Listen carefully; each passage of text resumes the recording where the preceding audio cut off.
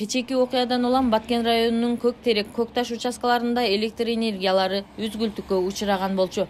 Азыркы күндө эки тараптын тең адистери ошол жерлерде электр энергияларын оңдоп түзүүгө иштерин жүргүзүүдө.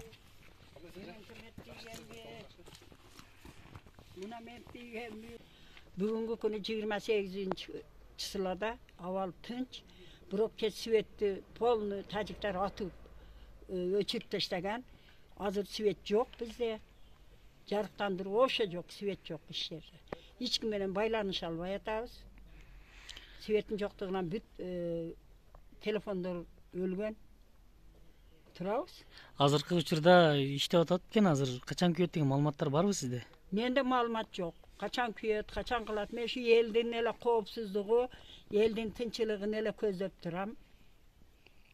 Гранатаны Көкташка төкөп таштап туруп, айылдын ичине түшкөн буларчы.